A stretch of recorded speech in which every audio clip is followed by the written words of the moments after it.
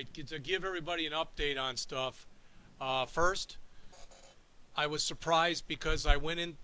If you don't know it, that lockbox that's up on the side of those big file cabinets right there, that's supposed to have two keys in it. Those two keys you're supposed to be able to take out and open up that cabinet that's right there. Unknown to me until today that when I went in there to open it up, the keys aren't in there, and no one knows where they are. All right?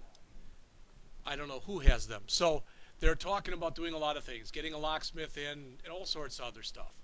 Bottom line is, I had to kind of change what I was going to do today because we were going to get on the system. Well, we don't have the machines to get on the system. All right? I'm hoping that we have them by Wednesday. So I've got these handouts for you, and believe me, you might think I was kidding, but no, that's actually part one of two. All right? That's the other part. So we get that far. But what I'm going to do is, just so you know, if you go out, you don't have to do this. But online, on the P drive for this class, under the folder with today's date on it, there are two folders. One that's called Newer, and that's the ones I just gave you. That's all those. The other one's called Older, and that's the other one that I have here. So this is what we're going to start talking about today. All right? Just let me explain what I mean by older. I've been going out to this guy's site. I follow him on YouTube. It's called Code with Chris.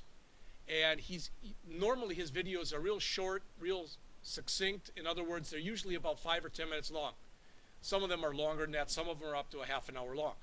The point is, I went out yesterday and printed out all of his stuff in that folder that says Older.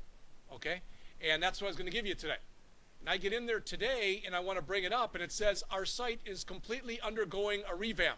Come back in 2 hours. So I did, and now he's got a bunch of new articles that weren't there yesterday.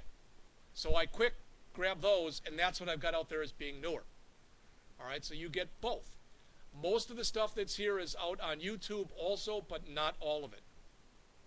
So what he has here is he's got this series of articles that I want to go through with you.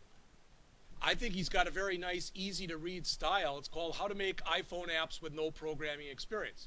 Now, some of it we can go through quickly because you have programming experience. But again, what I want to concentrate on is the stuff that's new, unique to Objective-C. But the other stuff, when he says, this is how we do an if statement, I don't want to go over that. But you got all of it anyway. Does that make sense? All right. So he is of the mindset, good, bad, indifferent, right, wrong, whatever, that it is possible for you to teach yourself how to do all this and become a very good, qualified, competent programmer being self-taught or by just watching his videos or whatever. His videos are free. It's not like there's a cost for them. He also recommends that if you want to, although this is 3 years old now, you may or may not be aware of this, but a lot like MIT, the Massachusetts Institute of Technology, Stanford puts all their stuff out there for free. So this is 3 years old, but it's Stanford's iPad and iPhone course by Paul Hagerty. I have not looked at a bit of it, so I have no idea if it's good, bad, or indifferent. I have no idea. But at least it's out there, so if you do want to take a look at it, you are able to take a look at it. All right? Like I said, I'm not sure how good it is or is not. Notice it's just a whole bunch of videos. All right? All right. So what his article is, just so you know, this is what we're going to go over today. All right? And it's a 5-part series. Actually, part 0 is what you see on the first page, front and back. But then he's got Learn Programming, Core Concepts tutorial, and he talks about things like what is an object, what is a class, etc. We're just going to buzz through that quickly. All right? Because much of it is review. Then how to make iPhone apps, object-oriented programming, and classes. What I liked about this is, again, it's very common sense to me the way he writes. All right? His videos are out there too, and just so you're aware of this, what I put out there, not those, but what I put out there in that folder with today's date on it is this. These are just some of the videos the guy's got out there. All right? And they're out there for you to take a look at as you want to or don't want to. All right? Where it says here, Code with Chris, Objective-C series videos done in class, these are the ones that are now under his folder that's called Older. All right? And what he does at the end of this series that I gave you right here, the thing that I just gave you the handout for, is he goes through this dice roll application. We're not going to do that today. I'd like to go through that with you, all right, but just not today. He's also got some, these are a little bit older, but this is stuff that's specific to Objective-C. And he's got like a 13-part series, all right? And all I did, I didn't run those off or anything. I just printed out the URLs from where they are on YouTube. All right, then I found a few other things that were out here that he also had. So the guy's he's a busy beaver. All right, and like I said, if you go and look at his stuff, typically, and I have out on YouTube, I went through a bunch of it yesterday. Mark asked if I watched the Packer game. Yeah, I had. When I had it on, I didn't have the sound on because I was listening to him. All right, but I was watching the game, and that was for the first half. And then at halftime, I went and got my new glasses, which aren't here yet. All right, but. When I went and looked at a bunch of his stuff, usually if he had 200, this a lot higher than what you normally see. I noticed in one video he had like 250 people who voted on it, 249 voted up, and 1 voted down. Usually when you get that many people who vote, either he's doing all the voting or they're pretty darn good. All right, and I thought they were pretty darn good because, like I said, I went through most of them. So what I plan on doing is going through a lot of this series today. All right, and if you came in late and didn't hear this, the 6 machines that we need are locked in a cabinet over there, and I'm hoping that we can get those open as soon as we possibly can. All right, and then the way we're gonna do this, my hope is I'm gonna talk with Terry, and you know, he sent me that email saying we're not gonna be able to do it now, but my hope is he'll be able to actually provision these machines to be able to run iPhone stuff, and he'll be able to do that during the break. That's my hope. It is that he's able to do that. If he is, it's going to make life a lot easier for us, and everybody will have their own machine. If it's not, you won't all have your own machine. All right. So I figured with 6 of them, kind of the way that we would probably do it is like, you know, Mike and Zane are there together, Kelly and Zach are here together, Teresa and Mark are here together. That's 3 machines, so that's right there. And as far as the rest of it, well, if Zach's here, Zach and Laura. If Zach's not here, maybe, you know, maybe John and Laura, etc. But I think that it'll work fine doing it like that. What I'm going to ask is, once we get into this, is you know, if it's a class period and Mark says, Teresa, you type, fine. Then the next period, Mark types. All right. And if they turn stuff in as a group, I have no problem with it. Again, we're, you know, as the old saying goes, we're making chicken salad out of chicken, you know what. All right. So this wasn't the way I planned on doing it, but it is the way we are going to do it. I'm glad there's at least a backup plan. All right. Okay. So again, in his series, in part 1, how to make iPhone apps, object-oriented programming classes, much of it is going to be reviewed, so we'll go over that quickly. Number 2, yes.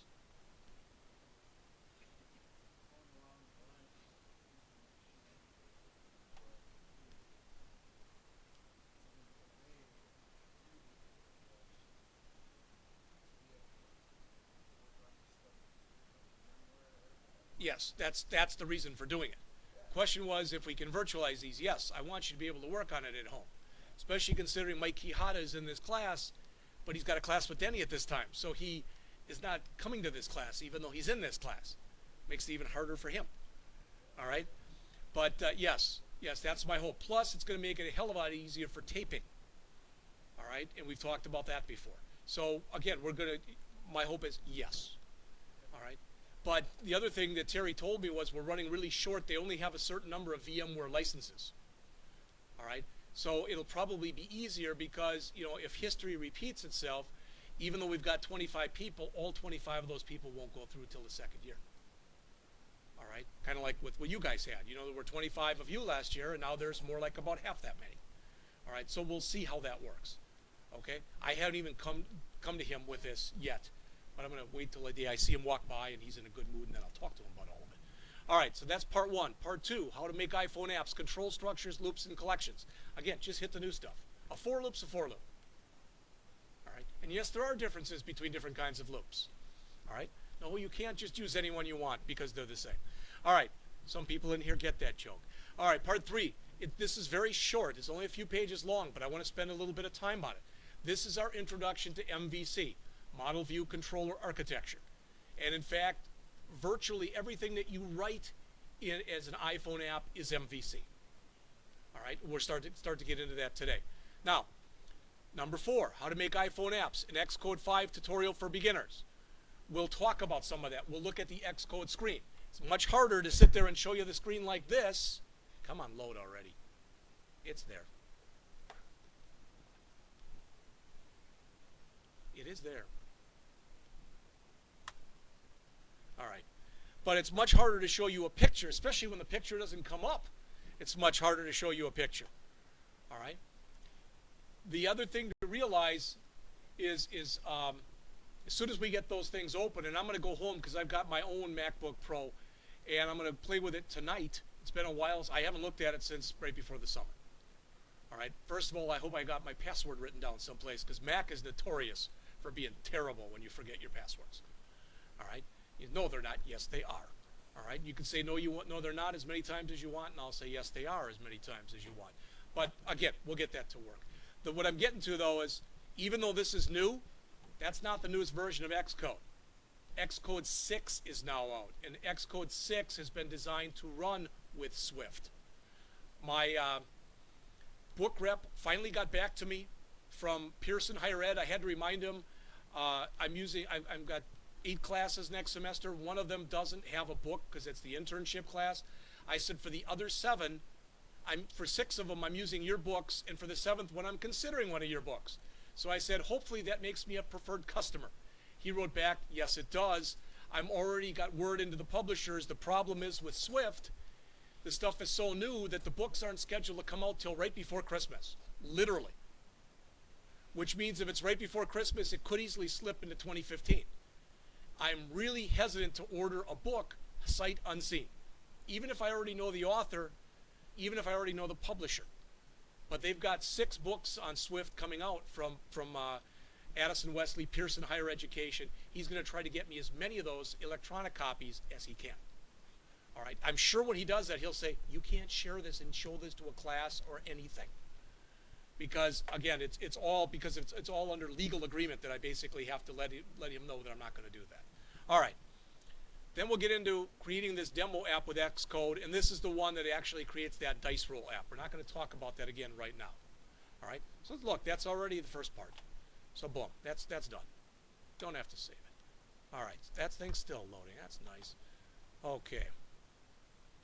So if you turn up to really what amounts to page 2 on here, how to make iPhone apps, object-oriented programming and classes. Again, the stuff that's in here by and large should be review to you. But I do want to show it because even though he does it in review, he starts showing you the framework of when you start to create an iOS app, what it's going to look like. And that's good because that'll help us. All right? All right. So he goes through and he talks about, I guess that should have been 2 words, but he goes into Wikipedia and he gets their you know, what their definition is of an object and of a class. That's all fine and dandy. This is what I want you to understand. All right? He imagines here that we've gone into Xcode and we've created a new application. And we're just going to call that application, just for lack of better words, he calls it Superhero. All right? So when he creates Superhero, it's going to have a class that's called Superhero. Every time in an iOS app you create a class, every time you get 2 files created for every class. A .h file, which is called the header file and is sometimes called the interface file, and a .m, which is called the implementation file.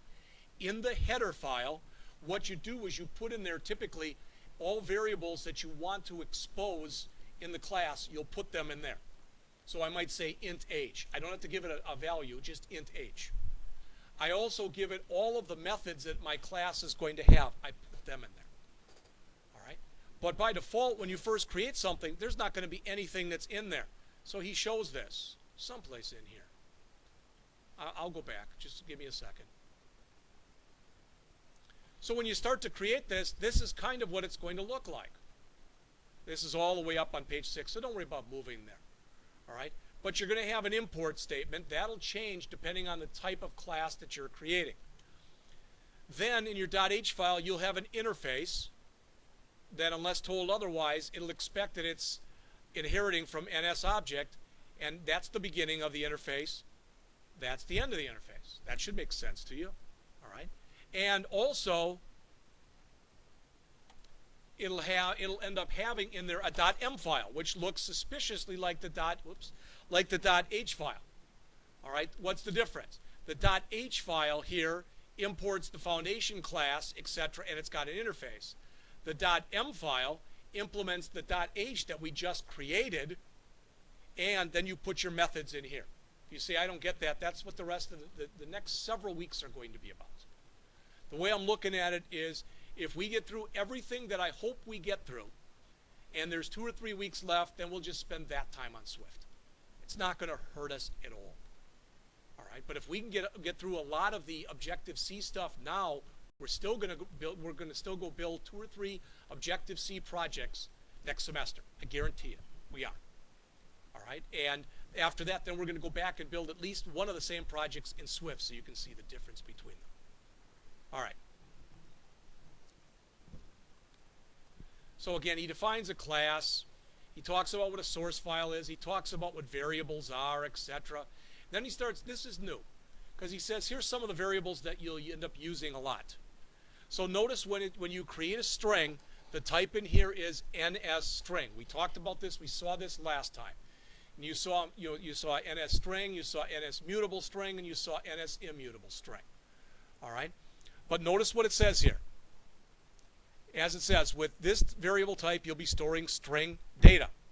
And what you're going to notice is when we start working with this stuff, virtually every time you create a variable, just about every time, it's going to end up having an asterisk in front of it.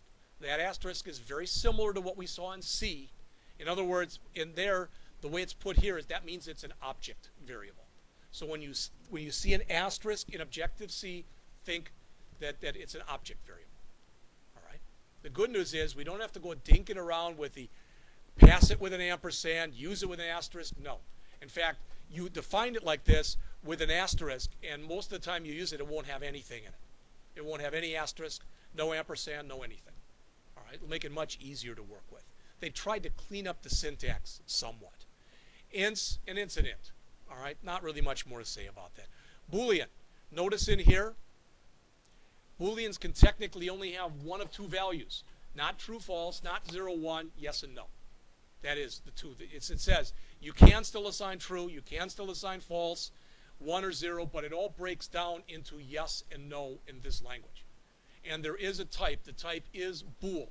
Capital B, capital O, capital O, capital L. All right? Double's a double. Class name, as it says in here, you can specify a class name as a variable type. Well, why would we want to do that? Well, if I created a class that was called person, for example, and I said every person's got a height, a weight, an eye color, a hair color, and every person can eat and can drink and can sleep, let's say. All right? Then I might want to create an instance of that person called John, for example. All right? And I could do that. So John would be of type person. Okay? And again, the syntax will look a little bit different when we do some of the stuff and some of we started looking at last time. All right, there's other types also, but again, they're going to end up getting through these. A method is similar to a function.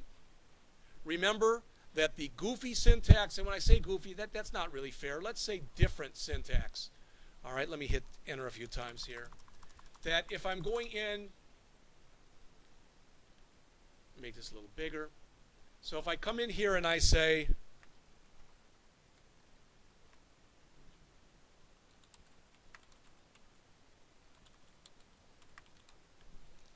that's typically how you're going to invoke a method. You'll give it the name of the object, followed by a space, followed by the name of the method. And they're inside of brackets like that. We looked at this last time. All right? All right. Properties. It says what? A property is sort of a variable and a method combined. Then he says what? So notice, a property is a method that sets or retrieves the value of a variable. So properties are your getters and setters that you set up for your variables. All right? That's what he's talking about when he says a property. Okay? And he goes kind of nuts in here when he talks about public versus private. I was always taught that literally, if at all possible, never make anything public. He comes along and says, well, you know, sometimes you can come up with a very good, valid reason to make something public and then go ahead and do it. And I'm not going to say he's right. I'm not going to say he's wrong. All right? But it should be a good reason. If you make something public, and when I'm talking here, I'm talking data.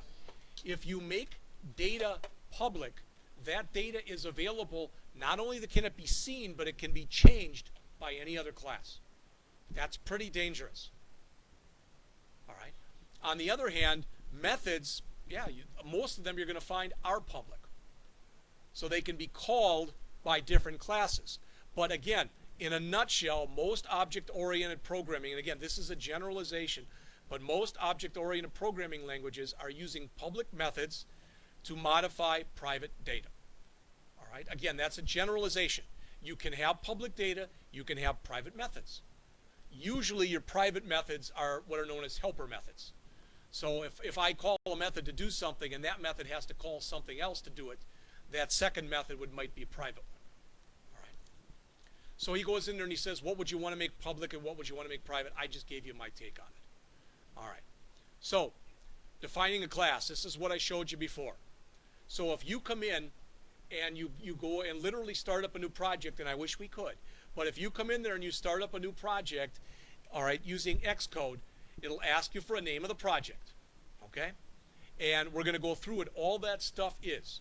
That's why a lot of the stuff that I wanted to print out for you, the thing in older, I was expecting we were going to have those machines, and you could be following along while I was doing this. And we can still do it, but you're not going to get nearly as much out of it. Because, well, if we had the machine up now, you'd see this, and if this, and that's just kind of a pain in the butt. All right. Comments we've already talked about. Again, single line are still // Multi-line start with a /* and with a //. Nothing new there. Inheritance. Everything in here has to be inherited. The only thing that literally doesn't have anything inherited is NSObject, because NSObject is up as high on the inheritance tree as you can get. Again, it's like object for Java. Okay, so it's at the top. All right. And yeah, when you can, reuse code. Okay? But what people sometimes do is this. So somebody goes and they create a class. And I'm making all this stuff up at the top, off the top of my head. So somebody goes in and they create a class. That class has got 10 different pieces of data in it. I don't care what they are. That class has 9 different methods in it. Okay? Somebody else comes in and they go, oh wow, that's a cool method. They don't want to use any of the data, and they want to use 1 out of the 7 methods. So they go and they inherit from that class. That is dumb. You should only be inheriting from a class if you actually are going to use the majority of the stuff that's in the class. And there's other ways that you can grab what somebody has done and bring it into your program, which we're going to get into later on in the semester and in next semester. All right. So some of the stuff right here, these are just primitive variables, these right here. And you'll notice that with all of those variables, they all have an underscore in front of them. All right? And I don't want to get into it right now. We talked about it a little bit last time about having the getters and setters done for you automatically. All right? And that's where the underscore comes in. Let's just leave it at that for right now. All right? When we go in and start writing this stuff, my hope is we can start writing stuff on Wednesday. If they get that open, we're going to start writing stuff on Wednesday. I found all the passwords.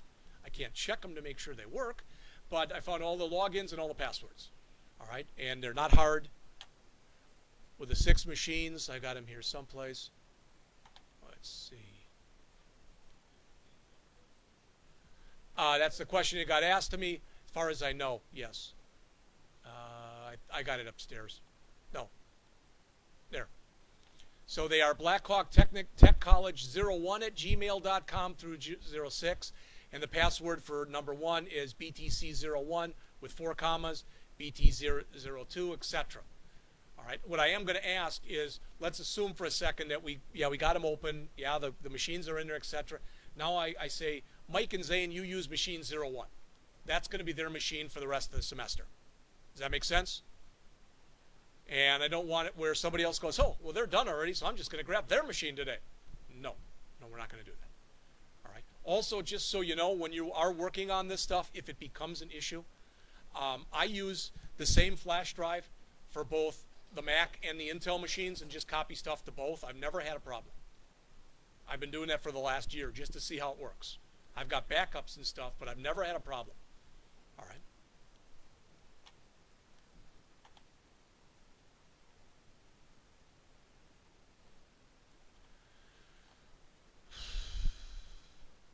It says there, why did we put the underscore in front? It's a common naming convention to easily distinguish variables that are private. All right, do you have to do it that way? No. But if you want, you can follow his link, which is on Wikipedia, and it shows why you might want to do that. Okay.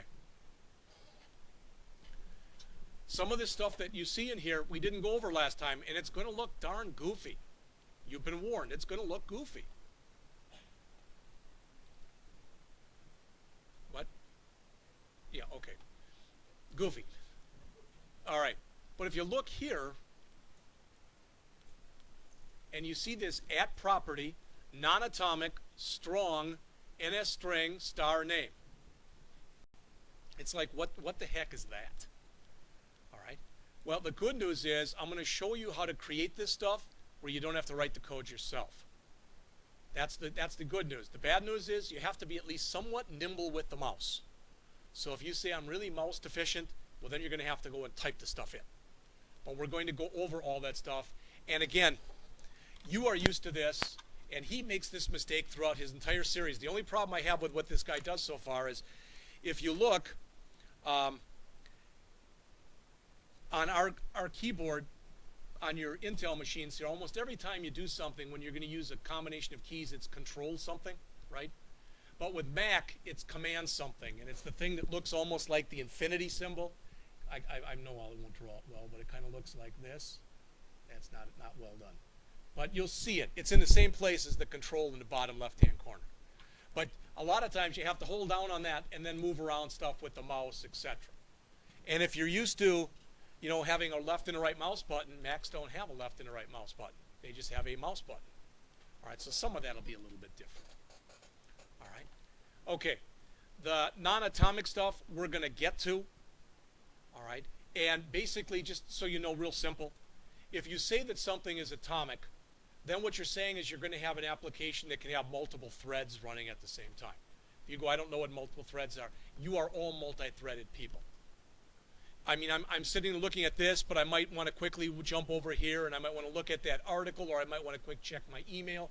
So I might have a lot of different stuff I'm doing at one time. If you've got a program that's set up that you can have many things going on at one time, you might make that atomic. But if you only want to be able to do one thing at a time, you have to say non-atomic. There's a good news, bad news here. The good news is that probably 99% of the time the variables and the properties that you create like this will be non-atomic. That's the good news. The bad news is, what do you think they defaulted it to? Atomic. So you have to literally key it in, because otherwise, if you don't put it in, it defaults to atomic instead of non-atomic. All right? And I've tried to read articles on that where people say, why didn't they do it the other way? They're not going to change it. It's not going to change. Right?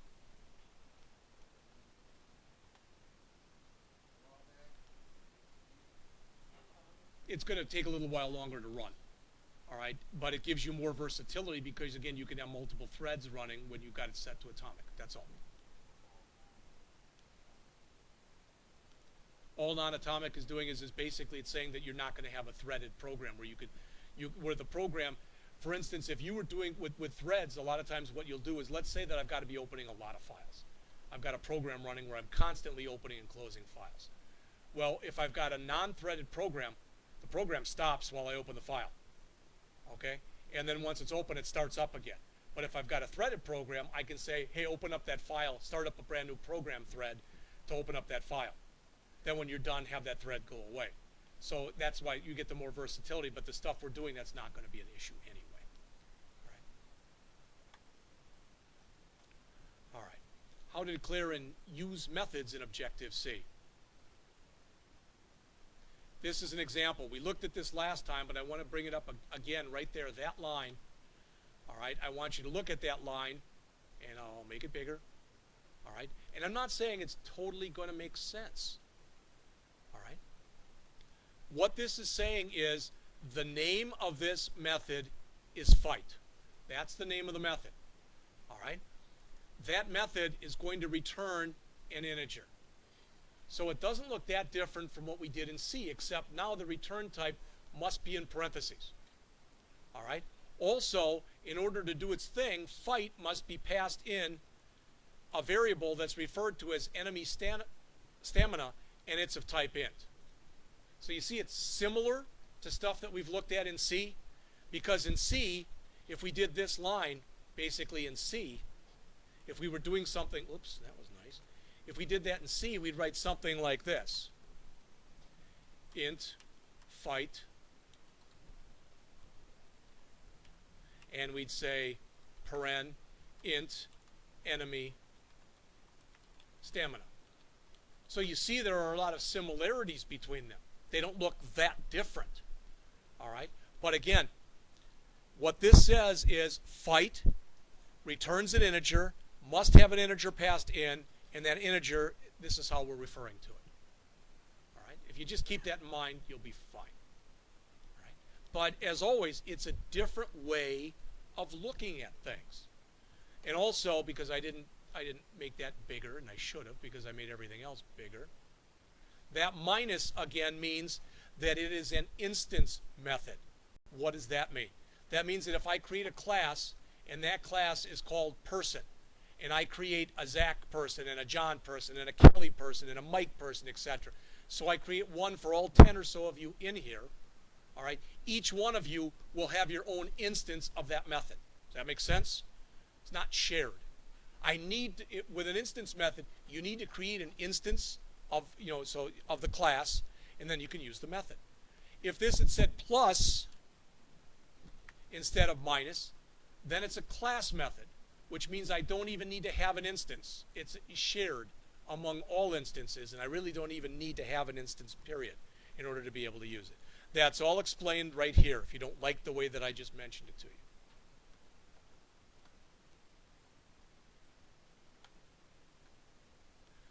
So again, here's an example. This is the first one we've really looked at, but this is an example of a complete method written in Objective-C. So let's take a look at it. All right, the line numbers are there just, basically so you can see them. But the actual method is here. All right, so again, what do we have? Well, we've got a method called fight that returns an integer. All right, and it's got enemy stamina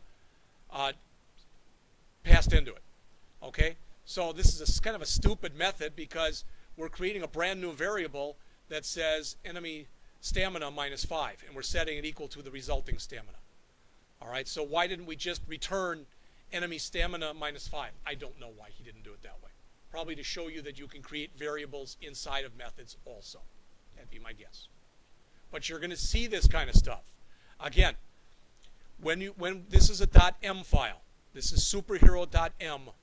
So you have to first import the corresponding header file.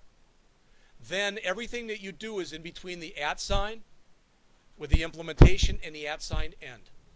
So if we had multiple methods, each one would have to be defined inside of there. Yes.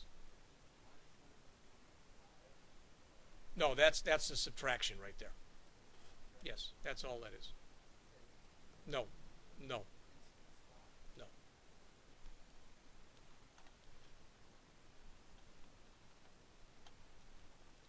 So here's how you'd end up calling that method right here.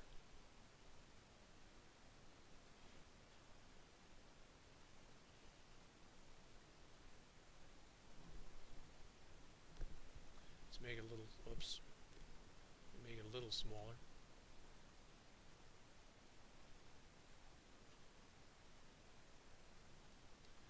And there's nothing wrong with this. In this language, there's nothing wrong with putting stuff on multiple lines. All right, but here's the line. int resulting health equal what? So what are we doing? Other superhero, that's the name of an object. Everybody understand that? That's the name of an object. And what you're calling is you're calling fight. And you're passing it in my superhero dot stamina. Now again, he's using stupid names here. I wish he wouldn't have used superhero, but he did. So I'm working with what we've got here. All right. And again, if you say that's confusing, just go back and read it. All right. All right. He talks about memory in here, and that's all fine and dandy. And this reference counting, because we talked about that before. Again, it's much easier to show you some of this stuff than it is to, to show it. And when I say show it to you, I don't mean on here. It's going to be much easier to show it to you when we're taking a look at it as a class. All right. So control structures, loops, and collections. There's an example of a bool. Notice bool is angry equal yes. We talked about this a little bit last time, using that @ sign. So if you want to assign a string to something, don't just assign the string directly, assign what's considered to be a pointer to the string. But the pointer here is going to be basically by using that @ sign.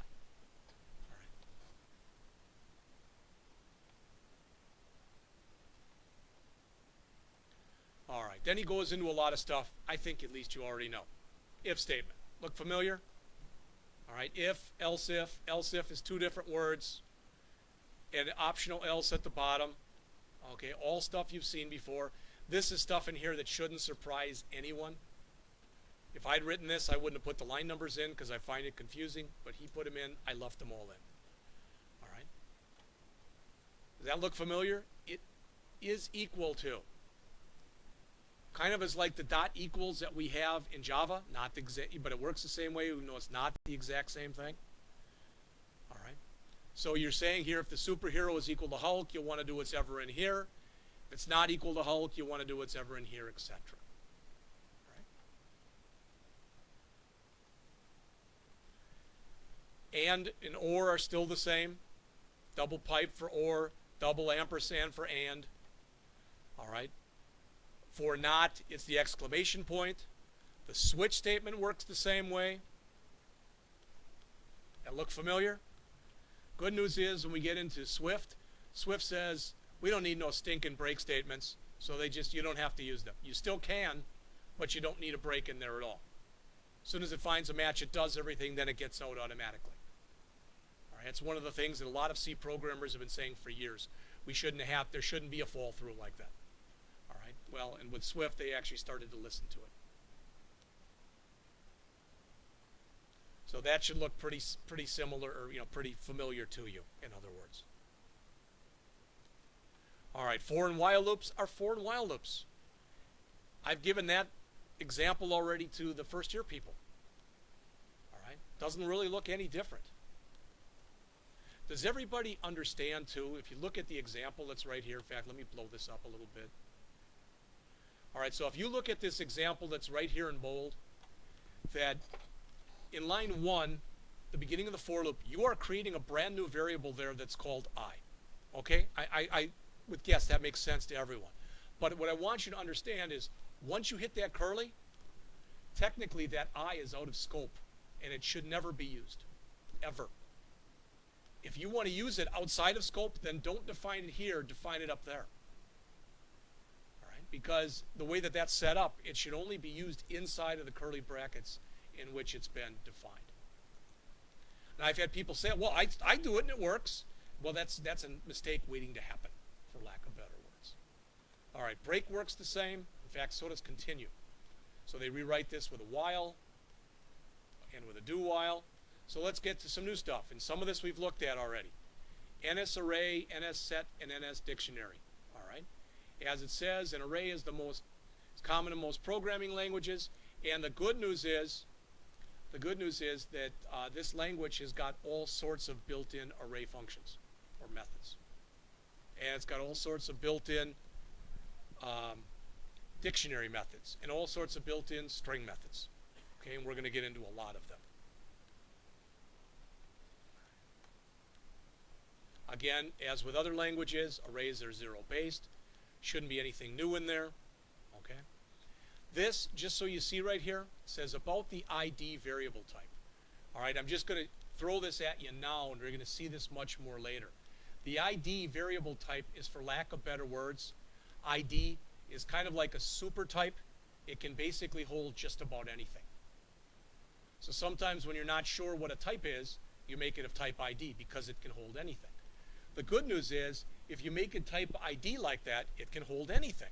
The bad news is, then your language is getting more like JavaScript because ID is basically typeless. So your program's going to take longer to compile and run because since it's type ID, the system has to go through a reconciliation process to figure out, oh, it's a date, oh, it's an array, oh, it's an int, etc. So you are discouraged from using ID except when you have to. And there are going to be times when you will have to. If you want one routine to be able to handle multiple different things, sometimes you'll end up basically sticking it in as an ID. And again, you're going to see that as we go on a little further in this. All right. Nil. This is really kind of stinks because notice what it says. Nil is a value of a reference type variable if you declare it without assigning anything to it. Okay. What really is kind of bad about this is you can still use null. But nil and null aren't exactly the same thing. Null is what you use for non-object types. Nil is what you use for object types. So if you need to create an object type of variable but you're not sure what you should initialize it to, you initialize it to nil. That's a new word for the language. N-I-L. All right, all in lowercase. This is a case-sensitive language. All right. All right, then he gets in and he talks about mutability. And we've talked about this before. You can create something of type array, but typically you don't do that. You'll make it a mutable array or an immutable array. All right. So as it says, when you've got a class mutable array, it allows you to modify it after creation. So anytime you're working with anything, again, arrays, strings, sets, dictionary members that you want to be able to manipulate, that's when you'll use the mutable. All right. And otherwise, you just leave the mutable off. So he talks about some of that stuff in here. And again, we looked at this the other day. All right. Now, please look at this up on the screen here because I want to show you both of these. All right. What he says is, okay, we've come in here, we've created an array of superheroes. Don't worry about the allocation, etc. We're going to go over all that stuff. But it says here, if we want to, we can use a standard for loop to sit there and do stuff. What does that mean? That means anything we want to do, we can now do in here. But does that should look familiar to all of you? 0 to the, in here it's not length, it's count. All right. But usually you're not going to use that for loop. You're going to use the enhanced for loop, which looks like this.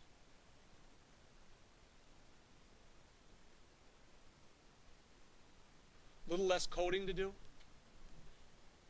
All right, when you compare that one with this one, a little bit less to type in. This one works just fine. This, the enhanced for loop that's designed to be used with collections, will work faster. It was designed to work with the language. It's designed to work with collections. A collection is basically anything for which you can have more than one. An array, a set member, a dictionary member, etc. As it says, the above statement is a little cleaner and a little more succinct. All right.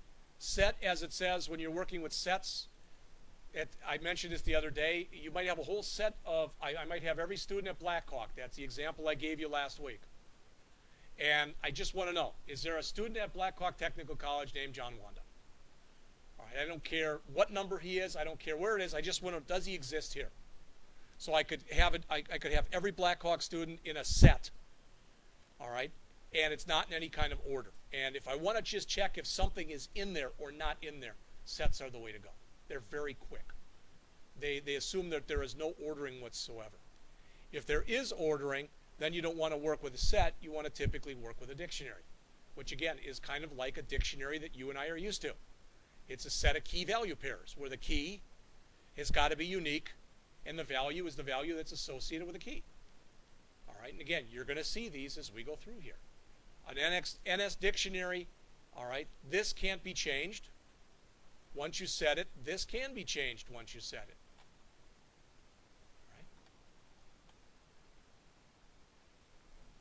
All right, and that's it for that one. I'm just going to keep going, and I assume that if you have questions, you're going to ask. Yes.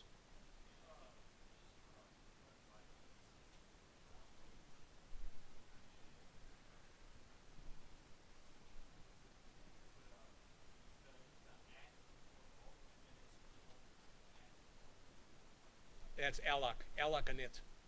Yes. That both does the allocation and it does the initialization. And that's just the standard way of doing it, period. And that's the way that we're going to do virtually everything. All right, it'll make a lot more sense, I think, when you're actually, to sit there and show you stuff like this is a disservice to all of you. And I'm sorry about that. But I thought it would be better than doing nothing. Yeah. All right. Rather than going on, this is short. This is part 3. This is going to talk about the model view controller. It's 346, 347. All right, if I wait long enough, it'll be 348. But let's come back at 4 o'clock, and we'll pick it up right here. So we're going to go through this one. Then we'll go through part 4. And I can talk a little bit about Xcode with you. Then we'll go through part 5, where he actually is going to go through the project. All right?